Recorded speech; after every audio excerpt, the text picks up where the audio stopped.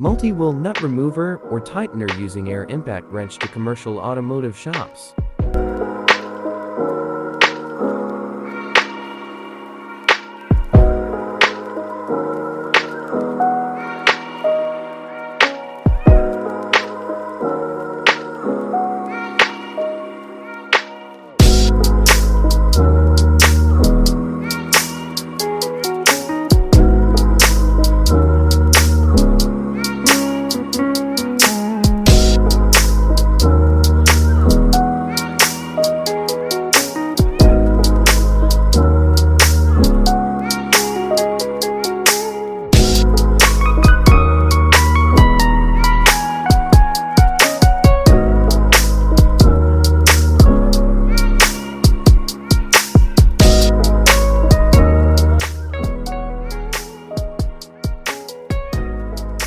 This is the process on how to use multi-wheel nut remover or tightener.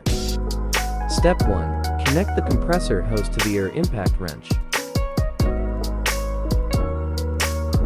Step 2. Put the right size of hex pocket to the shaftings. Step 3. Check the FR button of the air impact wrench. F is for clockwise motion and R is for counterclockwise motion. Step 4. Connect the air impact wrench with the right size of hex pocket to the main drive shaft. Step 5. If the air impact wrench is an F button, then it is for loosening the nuts of the wheel.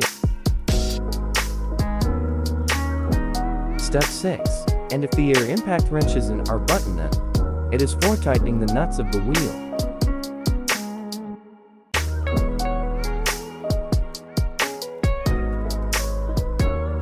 1. Monthly lubrication of threads of the adjuster.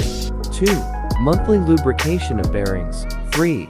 Monthly lubrication and checking of gears. 4. 1 to 2 years bearing replacement.